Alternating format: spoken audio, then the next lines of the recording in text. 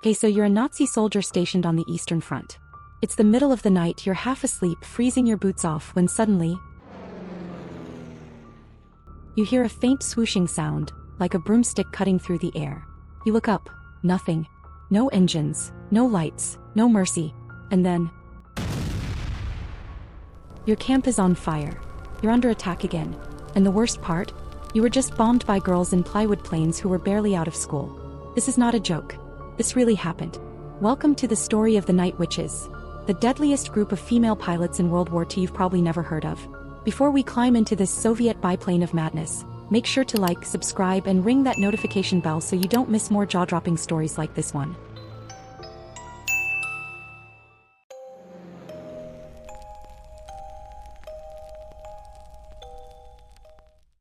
The year is 1941. Hitler has just launched Operation Barbarossa, the biggest invasion in military history. Millions of German troops are storming the Soviet Union, and things aren't going well for the Red Army. Now let's talk about Marina Raskova, a Soviet aviation legend often called the Soviet Amelia Earhart. She'd already made history flying across Russia's vast wilderness, but now she had a bigger mission. She persuaded Joseph Stalin himself to let her form all-female Air Force units. And Stalin surprisingly said yes. Why did he agree to it? Because the Red Army was getting desperate. They needed every pilot they could get. And Marina really delivered. In 1942, she formed 3 all-female aviation regiments, but one of them would go down in history for its sheer guts: the 588th Night Bomber Regiment. These women weren't flying fancy fighter jets. Oh no. They were given Polikarpov PO-2s, wooden biplanes that were basically held together with glue and curses. No radio, no radar. No weapons except for small bombs strapped under the wings. Top speed? About 90 miles per hour. That's slower than a modern scooter. These planes were originally used as crop dusters. So of course the Soviet High Command thought, let's bomb the Nazis with them.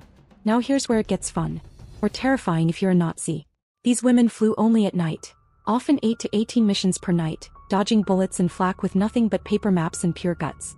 The key to their success was stealth. See, those old PO-2s were so slow and quiet, they actually became invisible to German radar. And just before dropping their bombs, the pilots would kill their engines mid-air and glide in total silence over enemy lines. That eerie swooshing sound? That's what German soldiers would hear right before the bombs dropped.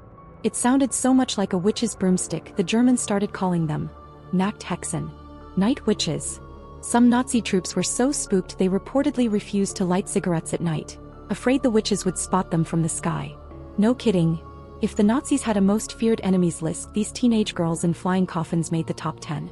Let's be real. Flying those missions wasn't just daring, it was borderline suicidal.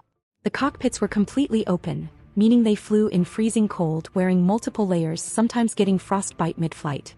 They had no parachutes for the planes in the early years because the planes were so low and slow, if you jumped, you were probably already toast. Navigating at night in the dark over enemy territory with no GPS, no lights, no radio contact. Just compass, stopwatch, and sheer instinct. If you made a mistake, you were either gunned down by anti-aircraft fire, or crashed into a forest. And they kept doing it. Night after night. One pilot, Yevdokia Bershanskaya, oversaw over 1,000 missions. Others flew until their hands were literally stuck to the controls from frost. These weren't background characters in history, they were hardcore warriors. So did they succeed? Short answer, yes they did. The Night Witches dropped over 23,000 tons of bombs on German supply lines, encampments, bridges, and railway depots. Some reports say that soldiers who shot one down would be awarded the prestigious Iron Cross. But it was easier said than done. Those slow, creaky biplanes could turn on a dime and fly so low they could sometimes outmaneuver German fighters. And they just kept coming. Like ghosts. Angry Soviet, revenge-seeking ghosts. By the end of the war, 30 of these women died in combat, and 23 were awarded the Hero of the Soviet Union, the nation's highest honor. One pilot, Nadezhda Popova, survived getting shot down multiple times and kept flying. When asked why she flew, she said, "I wanted to hit back. I was so angry." You'd think these women would come home as national heroes, right? Well, kind of. The Soviet Union buried much of their legacy post-war. The Cold War and back-to-domestic life pressures erased many of their stories from textbooks. But in recent decades, their legacy's been rediscovered. Today, the Night Witches are finally getting the recognition they deserve. Books, documentaries, monuments. Even the modern Russian Air Force has honored them. Because these weren't just pilots. They were underdogs who rewrote the rules of war. in plywood plains, with zero chill. So next time you hear someone say war is a man's game, tell them about the night witches, who flew without parachutes, glided through gunfire, and scared hardened Nazis out of their boots. Not bad for a bunch of girls in crop dusters, huh? If you love this story, smash that like button, subscribe, and drop a comment. Who's your favorite underrated figure from history? And don't forget to hit that notification bell.